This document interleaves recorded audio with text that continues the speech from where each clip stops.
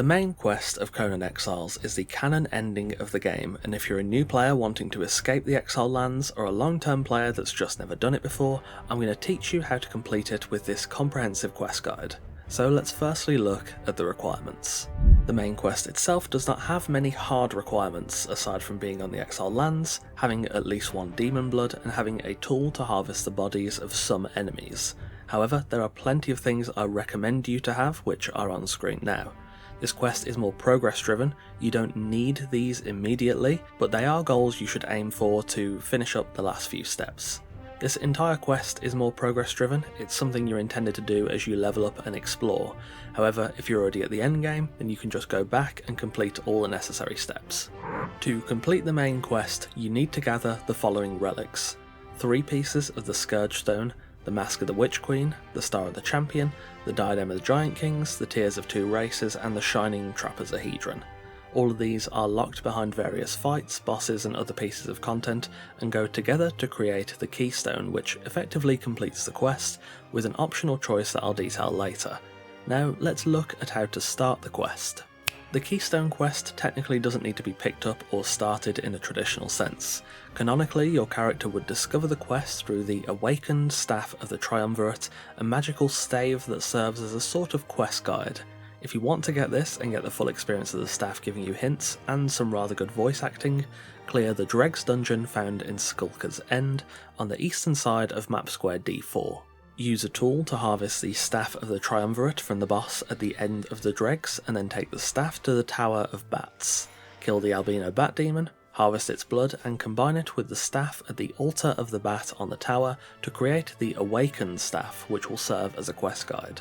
However, you don't actually need to do any of that to start the quest, so if you're not too bothered about having the quest guide, you can just beeline straight for the relics. So, let's begin with the Scourgestone. You'll find the jagged Scourgestone piece at Galaman's tomb on the north side of map square H4.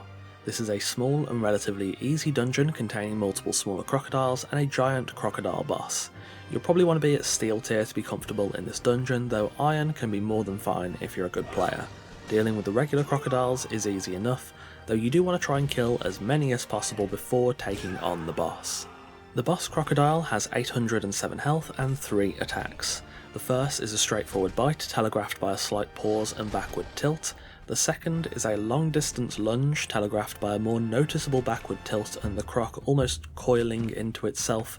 And the third is an area swipe, probably the most dangerous one, telegraphed by the crocodile turning and raising its tail, after which it will swipe the area around it 3 times. When the crocodile is dead, harvest the corpse with any viable tool, and you'll get the jagged Scourgestone piece. The shattered Scourgestone piece can be found at the Captain's Quarters, east of Flotsam in the southwestern corner of map square 08. It is held by one of 2 named NPCs, either Gallo the Speardin or Heka Waverunner. This area can be fairly hectic at a lower level. I'd say steel gear is almost a necessity. The Captain's Quarters is on the mountains above the crash ship of Jamila's Liberty, so the easiest way to get to it is approach from the north, swim over and climb up the tallest mountain. This skips most of the more dangerous enemies and ensures you only have to fight a few people at most, and on my playthrough, they only had about 300 health each. These are all human NPCs and their movesets will of course be based on their weapons. Whether Gal or Heka spawns, kill him and any of his adds and then loot him to get the shattered Scourgestone piece. The broken Scourgestone piece is found at the passage in the jungle in the southwestern corner of map square K9.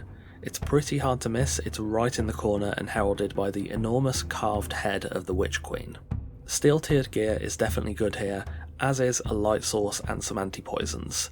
The passage is a huge road that has collapsed into a cave, so climb down to the cave to reach the bottom. There are quite a few spiders here, kill as many as you can to ensure you don't get ganked during the boss fight, but they're not too much to worry about on their own. The boss here is the Sand Reaper Hive Queen. She only has 647 health, however not only does she have a knockdown attack but also a pretty potent poison. She deals respectable damage and the poison is fairly hefty, so try and kill her as fast as possible and clear the poison whenever you get chance. For an anti-poison I recommend either a set antidote or a violet curative. Set antidotes are probably a bit easier to get your hands on in the early game. Once she's dead, Harvest her body with any viable tool and you'll get the broken Scourgestone Piece. Once you have all 3 Scourgestone pieces, return to the Southern Desert and head to the sand-swept ruins on the east side of map square K4. Get in there and at the end of the ruins you'll find Petruso, who will combine all 3 pieces of the Scourgestone so long as you have them with you into the heart of the sands. You can then leave that in your base and carry on with the quest. For the final of the easiest relics we have the Mask of the Witch Queen, found in the Palace of the Witch Queen dungeon, in the city of Zelhar on the southwestern corner of map square 06. Come into the city, down to the Celestial Plaza, and then go down the stairs and across the bridge to find the palace. For this fight I would definitely recommend steel gear, though I think iron should be doable. Firstly, you'll fight an animated statue. The fight is really simple, the statue is slow and clumsy, so stick to its legs to avoid the overhead axe swings. Keep an eye on its feet to see when it stomps, and make sure to be a fair bit away from them so you don't get hit. The first statue is really easy.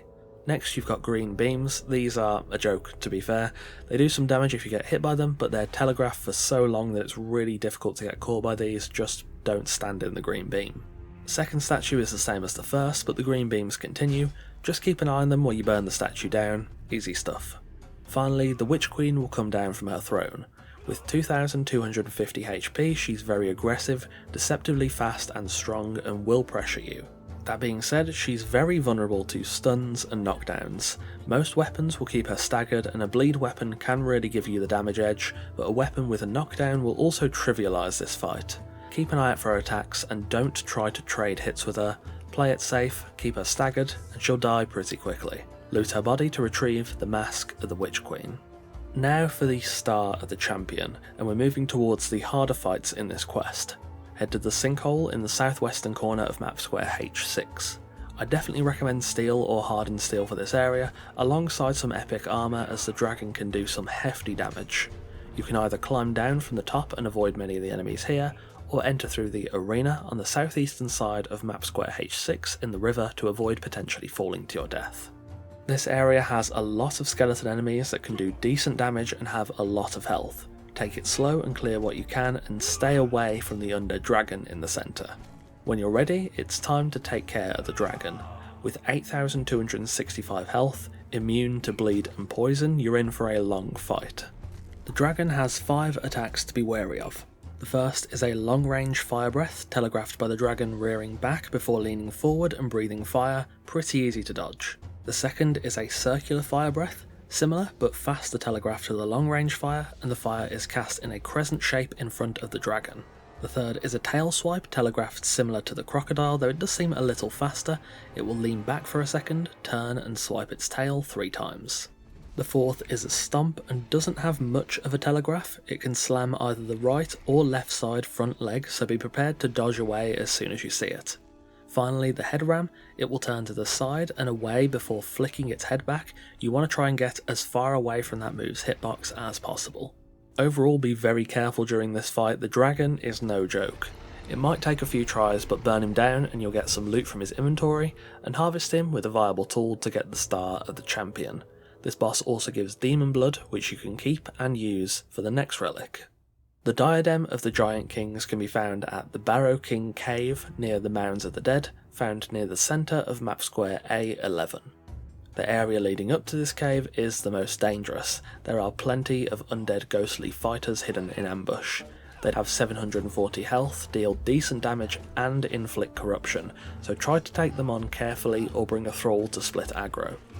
Reach the circular door at the top and spend 1 demon blood to open it, revealing the path into the dungeon. The king beneath has 3500 health and uses a one-handed sword. He fights just like a human, uses the one-handed sword moveset, but has a massive reach. Either dodge into him or try and get behind him so you don't get caught by his sword. Other than that, he's not too hard of a challenge, and when you kill him, he'll have some loot in his inventory alongside the Diadem of the Giant Kings. Now we enter probably the hardest portion of the quest, where I recommend you to be level 40 or above and have hardened steel, star metal or legendary weapons. Head to the frozen north and over to the Black Keep, located in the southwestern corner of map square F12. I highly recommend some spicy food if your armour isn't good enough to survive the cold here, but with decent armour you should hopefully be alright. The keep and the area outside is full of undead Silent Legion. They don't stagger, they hit reasonably hard, and they inflict corruption, so some corruption cleanse can be good here if you do get hit too often. Enter the keep and work through it to get to the top floor. This keep can be a bit confusing and has many spike traps, so I'll turn on God mode and quickly show you the route through. It's pretty simple, but worth exploring to be honest. There's a lot of loot chests here, just keep an eye out for sockets on the floor, they warn you of the spike traps. You'll eventually end up in a room with multiple doors, but the door at the end is locked. Follow this path I'm showing you now to a room with multiple undead. You'll find a chest in the back left corner containing the key needed to open the door in the other chamber. Once you're ready, open the door and head upstairs. The Scourge is here and is probably the hardest fight of this run.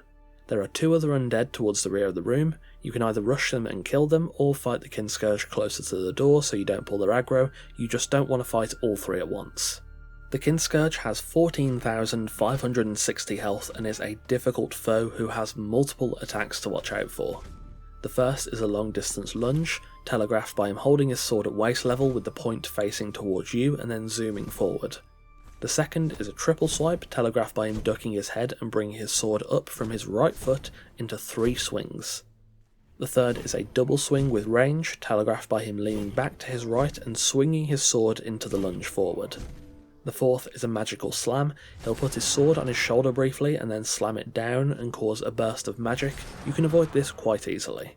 The final attack is comparatively rare to the others. The Scourge will raise his hand and summon a magical ball that then explodes. This is an area of effect that must be avoided, and the range slowly increases. Some sources say it takes about 30 minutes to an hour for the AoE to affect the entire room, so it's basically a really slow DPS check. If you've got the recommended gear, this should never be an issue. The Scourge's most dangerous moves are his combos. The triple swing and double swing with range are very strong. Everything else is quite easily avoided. For the combos, you can use a shield and block to interrupt it. He will quickly try to attack again, but it can give you a little bit of time to get away. Additionally, the Scourge is quite slow moving when he's not attacking. He walks at a very plodding pace, so you can use that time to get up on the platforms at the side and heal in safety to prepare. When you eventually slay him, he'll drop some loot, then harvest him with any viable tool to get the tears of 2 races. Finally, the shining Trapezohedron. Head to the volcano and we're going to enter the Well of Skelos, located at the centre of the volcano itself on the central line between F15 and G15. Bring a decent stack of ice from the frozen north to eat while you're in the volcano, otherwise there's a very good chance you'll overheat. I recommend getting here via the Dragon's Mouth, a huge passage located in the northeastern corner of E12. This skips basically all of the volcano until the well, then you can just run past the fighters there and dive into the portal in the middle. This dungeon is pretty huge and can look overwhelming at first, but the route is actually quite simple. The dungeon is packed with serpentmen, snakes and serpentmen brutes. Snakes are something to keep an eye out for. They can be a bit annoying with their poison.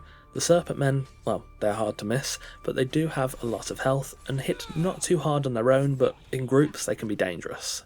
Stay on top of your ice consumption so you don't overheat, and take the dungeon slow and steady. If you're well geared, you can chop through as many serpentmen as you like, but if you just want to get the Trapezohedron, avoid as many fights as you can and follow the route I laid out.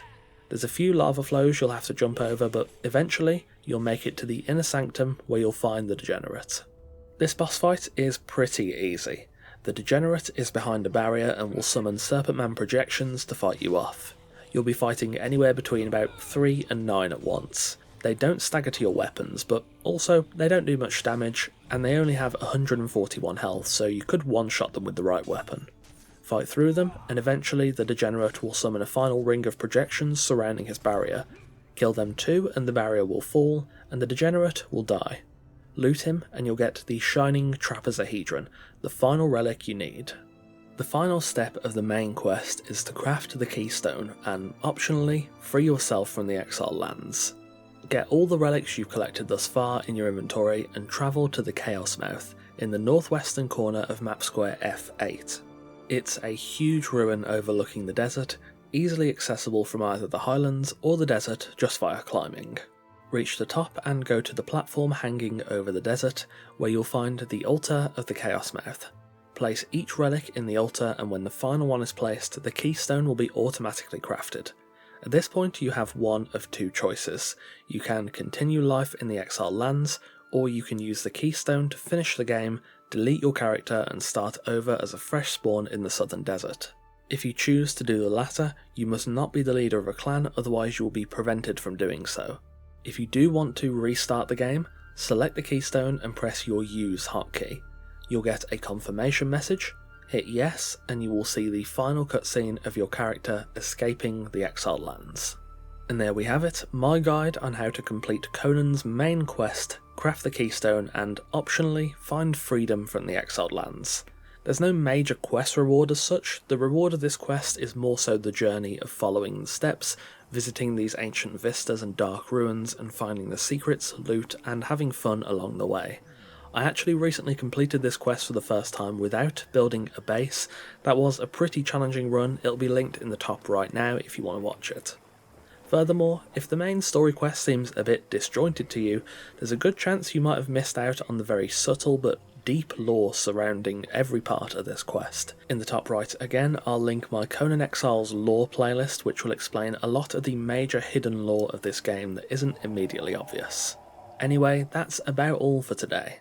Thank you for watching, and of course a massive thanks to our wonderful esteemed coffee cultists for continuing to support the channel over on Patreon. If you want to see videos early and support the channel directly, consider joining us over on Patreon, link in the description and pinned comment. Take care, and I'll see you soon.